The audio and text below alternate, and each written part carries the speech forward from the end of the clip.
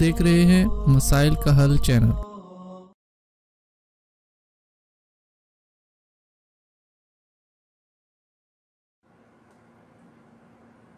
बिस्मिल्लाहिर्रहमानिर्रहीम अल्हम्दुलिल्लाहि रब्बिल आलमीन वस्सलातु वस्सलामु अला सय्यिदिना व हबीबिना मुहम्मदिन व अला आलिहि व अस्हाबिहि अजमाइन। मोहतरम नाज़रीन, आज से हम इंशाअल्लाह डेली एक पारे का मुख्तसर खुलासा और चंद ज़रूरी बातों की तशरीह आपके सामने पेश करेंगे। अल्लाह रब्बुल इज़्ज़त इसे हम सब के लिए फ़ायदेमंद बताएँ। पहला पारा, उसमें सूरत है सूरतुल फातिहा, जिसका माना है आगाज़, इब्तदा, इसलिए इसको फातिहातुल किताब कहा जाता है। और भी इसके बहुत सारे नाम आए हैं क्योंकि इसको शुरू किताब में लाया गया है।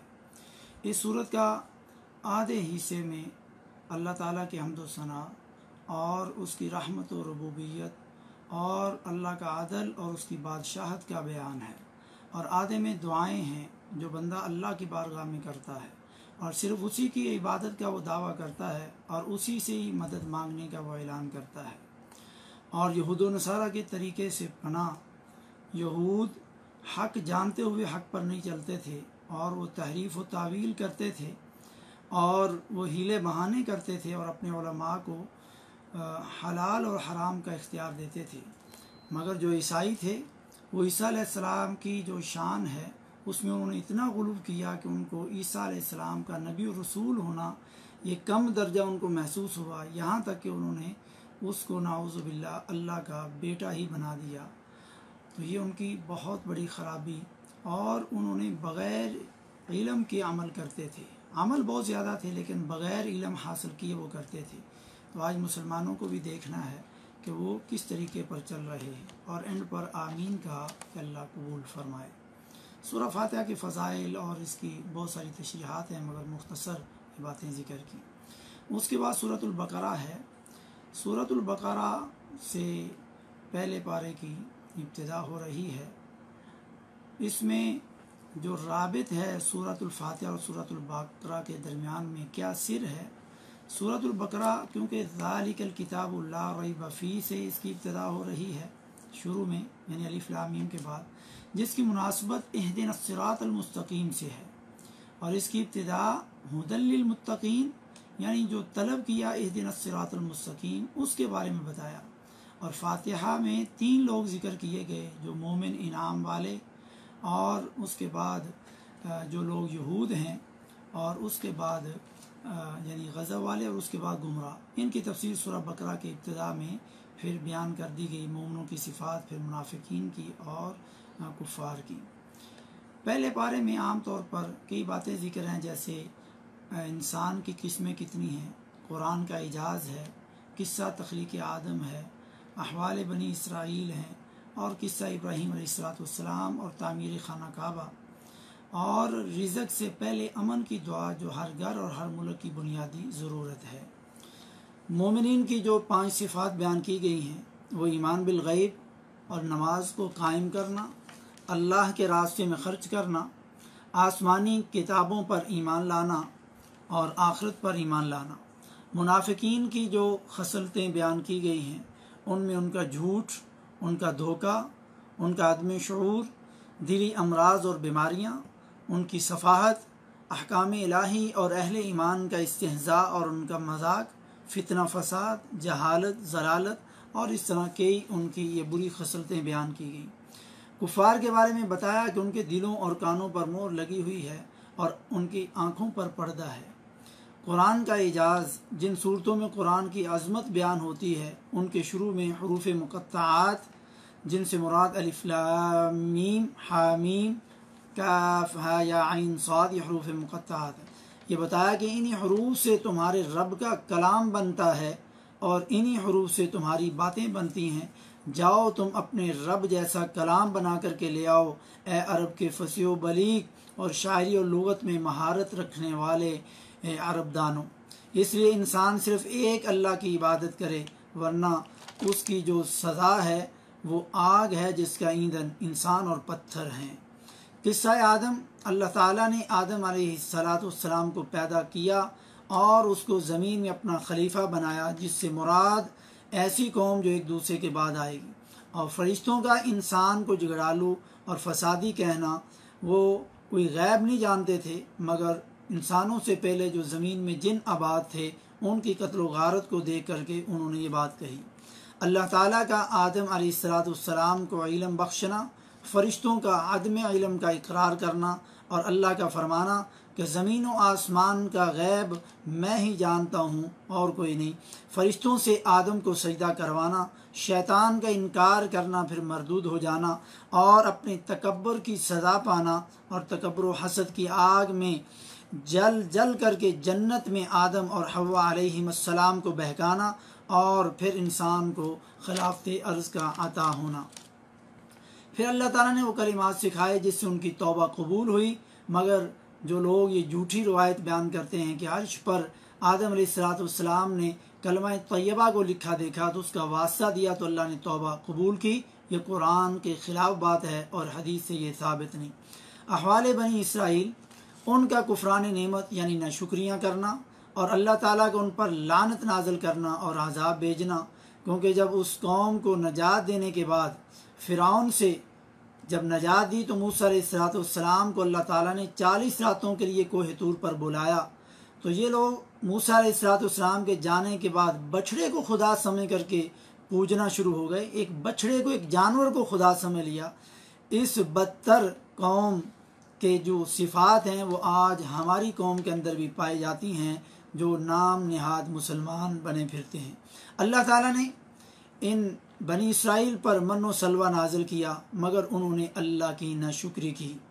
گائے کا واقعہ وہ قتل ہے جو چھپ کر رات کی تاریکی میں کیا گیا، مگر اللہ تعالیٰ نے بتا دیا کہ جتنا مرضی چھپ کر کے تو کوئی گناہ کر لو، مگر اللہ کو سب معلوم ہے۔ بقرہ کا معنی گائے والا واقعہ، اسی بقرہ کے نام سے اس صورت کا نام ہے۔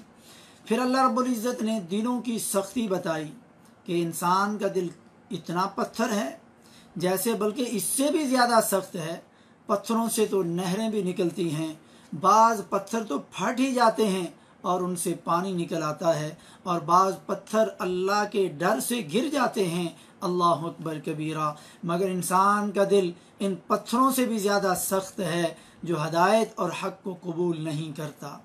اس کے بعد اللہ تعالیٰ نے ذکر کیا شیطان کا لوگوں کو جادو سکھانا، جس طرح حضرت سلیمان علیہ السلام کے دور میں شیطان نے لوگوں کو جادو سکھائے، آج بھی لوگ شیطانوں سے ہی یہ جادو سیکھتے ہیں، اور پھر شیطان خصلت بن کر کے لوگوں کے گھر اجاڑتے ہیں، میاں بیوی کا اور دوسرے رشتہ داروں کا، اپنے حسد کی بنیاد پر۔ مگر لوگوں کو یہ یقین ہونا چاہیے کہ نفع اور نقصان اللہ کے حکم کے بغیر ناممکن نہیں، جو کوئی تکلیف لکھی وہ اللہ کے حکم سے آئی اور اللہ کے حکم سے انشاءاللہ واپس جائے گی۔ اس کے بعد یہود و نصارہ ایک دوسرے کو حق پر نہیں مانتے تھے، جھٹلاتے تھے، حالانکہ وہ اللہ کی کتاب پڑھتے تھے جو اللہ نے ان پر نازل کی، تو ان کے اختلاف کا فیصلہ پھر اللہ ہی کرے گا۔ آج کے مسلمان کو بھی اللہ اور اس کے رسول صلی اللہ علیہ وسلم کی باتیں پڑھ کر کے، قرآن اور حدیث پڑھ کر کے پھر اختلاف میں نہیں پڑھنا چاہیے، بلکہ اس کو قرآن اور حدیث پڑھ کر کے اس میں عمل کرنا چاہیے، پھر ہیلے اور بہانے نہیں ڈالنے چاہیے، ورنہ اللہ رب العزت بھی پھر تمہارے درمیان میں فیصلہ کرے گا، اور اللہ کا فیصلہ اللہ اکبر کبیرہ، اتنا سخت فیصلہ کہ بندہ ہلاک ہو جائے گا۔ اس کے بعد اللہ رب العزت نے مساجد سے روکنا، لوگ اللہ رب العزت نے جو مساجد کا ذکر کیا، یہ اللہ کے گھر ہیں، تو لوگ آج مساجد سے لوگوں کو روکتے ہیں۔ اللہ رب العزت نے فرمایا اس سے بڑا ظالم اور کون ہو سکتا ہے جو اللہ کی مسجدوں میں اللہ کا ذکر کیے جانے سے روکے۔ آج ہمارے ہاں لوگوں نے مسجدوں کے باہر لکھ رکھا ہے کہ یہ فلاں مسلک کی مسجد ہے، فلاں مسلک کے لوگ یہاں داخل نہیں ہو سکتے۔ یہ اللہ کی مسجد ہے یا کسی اور کیا گھر ہے؟ ہم نے اس کو اپنی جگیر بنا لیا، ہم نے اس کو اپنی جائیداد بنا لیا۔ میرے علاقے کا واقعہ جو ابھی میرے ذہن میں آ رہا، ایک مسجد میں ہمارے گاؤں کا ایک بندہ نماز پڑھنے کے لیے گیا دوسرے گاؤں میں، اور وہ عصر کے بعد کا وقت تھا، اور مسجد کے مولانا صاحب مسجد میں بیٹھے ہوئے تھے۔ جب اس نے نماز پڑھی، اس نے دیکھا یہ تو فلاں فرقے کا بندہ نماز پڑھ رہا ہے۔ جب وہ نماز پڑھ کے نکلنے لگا تو اس نے اپنے شاگردوں سے کہا کہ یہ گستاخ اور یہ گندا اور ناپاک بندہ نماز پڑھ کے جا رہا ہے، یہ ساری مسجد کو دھو دو تاکہ مسجد پاک ہو جائے۔ تو اس نے غصہ کرنے کی بجائے آگے جواب دیا کہ میں اب روز اور جب مجھے موقع ملے گا میں نماز پڑھنے آیا کروں گا، تم مسجد کو دھوتے رہنا۔ افسوس، یہ مسلمانوں کی فطرت مسلمانوں کو کافر بنانے پہ تلے ہوئے ہیں، لیکن ہم مسلمان کتنے کر چکے ہیں یہ ہم نے کبھی نہیں سوچا۔ اس کے بعد یہودیوں اور عیسائیوں کی دوستی سے اللہ رب العزت نے منع کیا، مگر آج کیا مسلمان نہ کوئی بڑا نہ چھوٹا یہ سمجھنے کے لیے تیار نہیں۔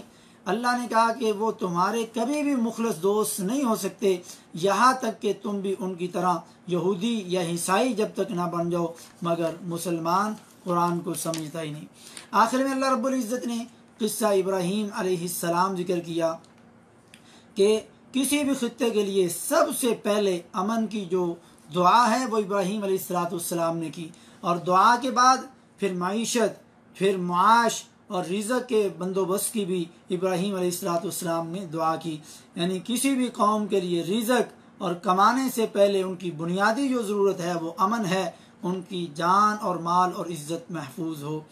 اور پھر ابراہیم علیہ السلام نے اپنے بیٹے حضرت اسماعیل علیہ السلام کے ساتھ مل کر کے خانہ کعبہ کی تعمیر کی، جو بیت اللہ ہے، جو اللہ کا گھر ہے، پھر اللہ تعالیٰ سے اسے قبول کروانے کی دعائیں کرنا اور توبہ استغفار کرنا، خانہ کعبہ کی صفائی اور حفاظت کے لیے متولی بننا، یہ نبیوں کو اللہ نے کہا۔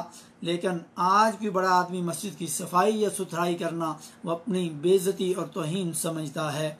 عمل کرنے کے بعد جو عمل قرآن و سنت کے مطابق ہو پھر اس کی قبولیت کی دعا کرنا، جیسا کہ ابراہیم اور اسماعیل علیہ السلام نے خانہ کعبہ کی تعمیر کے بعد ہاتھ اٹھا دیے کہ اللہ تو ہمارے اس عمل کو قبول فرما۔